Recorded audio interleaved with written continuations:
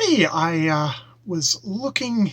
I was there's a Canada A-thon going on, and made me think of Aaron over at the Bibliotherapist, one of my favorite uh, Canadian fellow Canadian booktubers, and that led me to, oh, I think Canada Reads was on because Aaron loves the book Small Game Hunting at the Local Coward Gun Club by Megan Gale Coles. And she was one of the contestants, and she was kind of stressed about it in one of her videos. And I was like, oh, I think that was on. How did it go?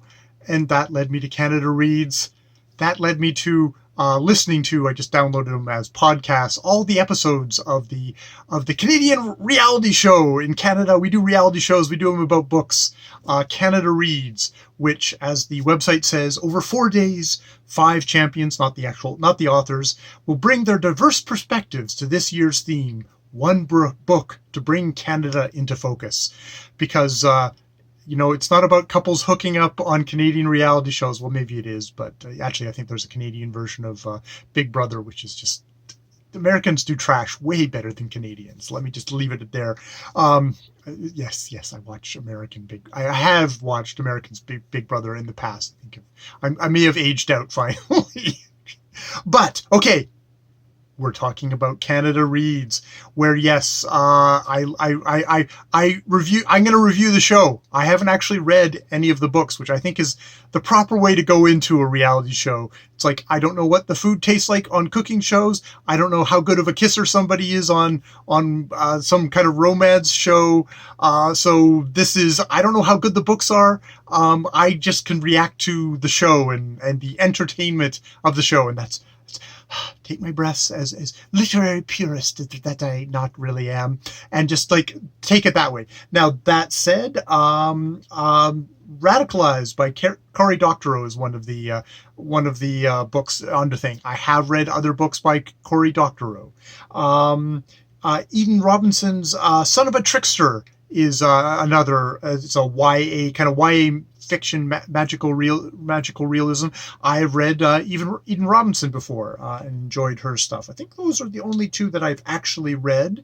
The aforementioned Small Game Hunting at the Local Coward Gun Club by Megan Gale Coles is a book that, because of Aaron, I've got actually on hold for as an audiobook coming up for something to read. So that's actually a book on Canada Reads that I'm going to read, not because of Canada Reads, but because of Aaron over at the Bibliotherapist. I will make sure I have links and stuff to her below. So we've got that. We've got Amanda. It's We Have Always Been Here by Samra Habib, which is an autobiography about a Pakistani immigrant to the country who is a lesbian Muslim.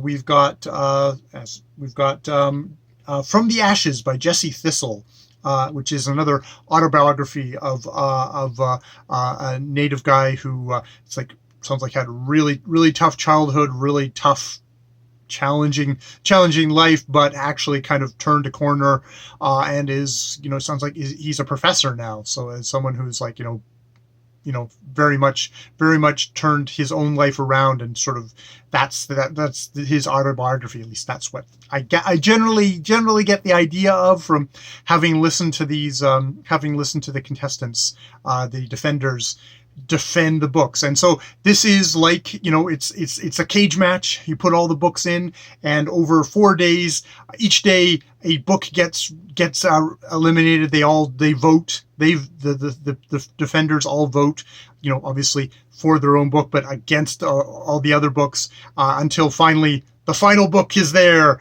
And I'm going to get into spoilers now, so if you haven't actually listened to the Canada Reads, you can go away and then come back and hear my reactions to the show, because I'll probably let slip, generally who got eliminated and why and stuff like that. So yes. All right. So yeah, I mean, I think I did ages ago, because this, as of so many other things, had gotten delayed because of COVID-19. They were going to do it in March, but that got stopped because of COVID, and it is only now just kind of been in the dog days of summer. Is it dog days? I don't know what dog days or summer are, but deep into summer when everyone's at the beach reading really light, fluffy books. I guess that's what you do if you're a non-reader. You read non-fluffy non-literary books at the beach at this time. This is when we're having the great debate over what book Canadians should read as a moral, good people who want to improve themselves and change their lives and change their actions. This is when we're going to have this serious discussion on that kind of a book. So I think what I said back in the day did rear its head, that we've got two memoirs in this thing against fictional books. And indeed, some of the contestants, the defenders, were saying like, well, this book doesn't affect me as much because it's fictional, versus this book. This is somebody's lived life. So this book really affects me more. It's got more punch to it. I felt this book much more because it's nonfiction, because it's a autobiography, which is like kind of points out the thing of, if this was a Canada must read an autobiography and you have to pick between these autobiographies, you could make those comparisons. But when it's like an autobiography versus fiction, that's going to kind of come down to some sort of preference of, well, I'm basically a nonfiction reader, so these fictional books can get tossed. That said, the From the Ashes by Jesse Thistle actually did get eliminated before other of the fictional things. It actually came down to an autobiography and a fictional book in the end. So wasn't a determiner, but you could definitely see that there were some of the defenders who that was probably more of a deciding factor than others. I wasn't surprised that Doctorow's book got eliminated first. It was a bunch of novellas that were very much kind of issue-driven things. My experience with Cory Doctorow, because I have actually read him, is that he's kind of old school science fiction in one sense, in that he's very much talking about issues, but kind of lightly fictionalizing stuff, putting a story in there, but really it's an excuse, as a sugar coating on top of what are actually essays, which is odd because Cory Doctorow is someone who actually writes fairly convincing essays about stuff through his old site. Boing Boing is where I actually originally got to know him. But when I got to his fiction, it's like, oh, this reads like a fictionalized Boing Boing essay. So I'm not surprised that got eliminated first. Also because he, though a Canadian author, was talking about issues which were more pan. They were not specific issues to Canada. They applied to Canada, but they were also issues that have to do with the U.S. and other places, and often were set in the U.S. and other places. So it was a pretty easy book to eliminate first. It's one of these things of this kind of reality show.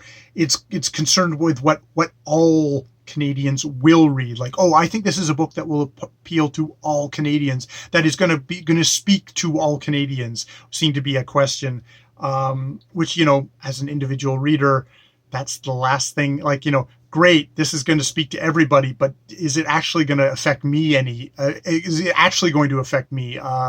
Sometimes these books that are like sweeping, oh, it's going to please everyone, that means they're not really going to please me. There was definitely a line in this, and you see it in more literary works, literary competitions as well, where it's like, well, what is the most deserving, pressing, timely issue of the day? Maybe that's the book that should win this award. That's the one that's like, oh, we should, which one of the contestants on the thing was saying like, well, I hate. We're pitting like, native rights versus kind of lesbian Muslim rights against each other, and that's kind of silly. They're both deserving, but it's one of these things of when you're reading, it's like, what are you reading a book for? And I mean, that's the other thing, is like a lot the show is valuable because it exposes it illustrates how people read for different reasons. A lot of times I'm an entertainment reader. I just want to read something for entertainment. I want it to be and it's got to kind of like be entertaining to me. It can be fun learning. It can be fun thing, but there's definitely people who are going to be much more, I need it to be an issue. I need it to be a nonfiction. I need it to be pressing issues of the day. And sometimes that's not my most, like if it's badly written, that's not going to really, it won't carry, the subject matter on its own won't carry me, which isn't to say all these books I'm going to just assume are really well written, and that's all I can do. That's all I can assume going forward. But this thing of like, what's the most universal book is one of those questions. It's like, actually, I think the more specific a book is, the more it is specifically about somebody's one person's specific experience, the more universal that can be, because that strange kind of jujitsu that you have there. It was interesting that, sorry, Aaron, your book got eliminated. Your most fave book did get eliminated. I was interesting that there were readers there on that panel who were like, this was too difficult of a, it sounded like it was too literary. It sounded like it helped them when they heard the author's voice and set in kind of Newfoundland. It was set in Newfoundland, and it sounded like maybe heavy Newfoundland dialect. So there was sort of a certain rhythm and stuff like that a lot of the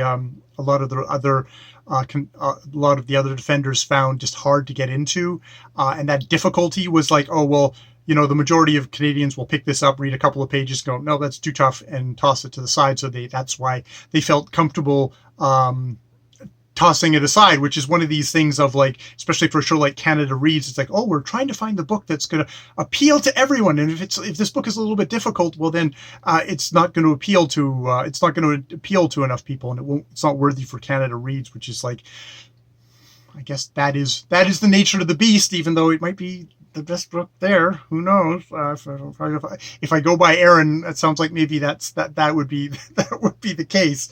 So, sorry, Aaron. And it's this. But it's the nature of the show. This is kind of an oatmeal show. This is a show of, when it comes down to it, this did feel like a show where it was like, here is the best oatmeal for Canadians to read.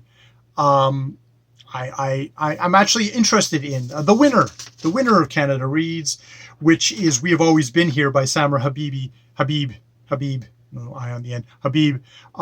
Actually, it sounds like it's going to be an interesting book to read. I will pick it up and give it a try. Actually, there might even be excerpts on the Cnd Rds website where I could actually just start with an excerpt and go, how do I feel about it, and go from there. I'm definitely going to be reading, the small game hunting at the local Coward Gun Club.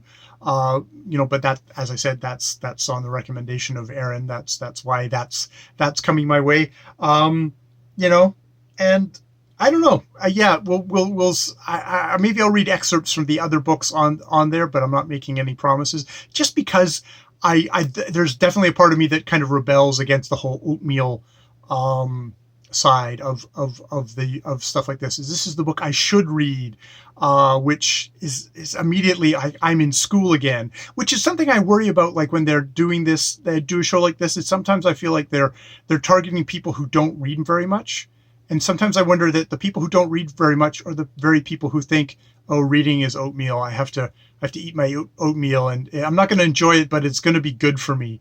And it's like, no, I am freaking hardcore on this, man. If this book is not entertaining on an intellectual, emotional level, that's game over, man. Game over for me. I will not continue with that book. And anyone who started recommending books like that to me, I would probably start immediately to disregard.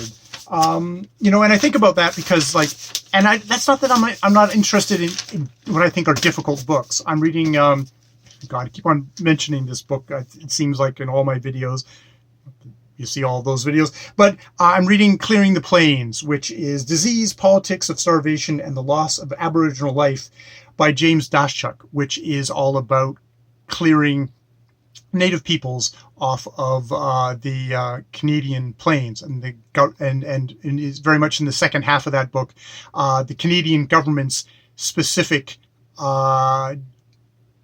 genocidal aims from the very beginning of Canada doing that. And that was a super difficult book to read, and a book that I had to actually bring a lot of my own processing to. That was a really difficult book to read, but I enjoyed it on a deep, unpleasant, undermining all my kind of assumptions about Canada level. So that's why next year I'll be on Canada Reads defending Clearing the Plains by James Daschuk. No, not really. They don't want me, and I don't want to be on this show. I enjoyed the show. I listened to all the episodes. I mean, the best things you can say about it, it was people passionately defending their books. There is that kind of gladiatorial thing, which is like, I don't usually hold up one book and then say, this book sucks because this book's way better. It's like, that's not, it's like, I go, this is this book, and this is what I thought of this book, this is what I thought worked in this book, this is what I thought didn't work in this book.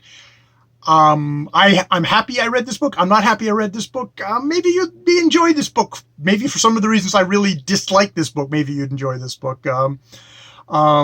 So I'm happy with my version of Jy Rds versus Cnd Rds, but it was interesting. Hi, Aaron. Hopefully you're not too horribly disappointed in Cnd Rds, or maybe you are. I don't care. I don't care. Hopefully this wasn't too annoying to you. All right. With all that nattering, which is so much nattering, I will stop there and let you go, because I need to go and relax and cool down a bit, because I'm all glossy and sweaty and, oh, Jesus Christ. Okay, I'm stopping now.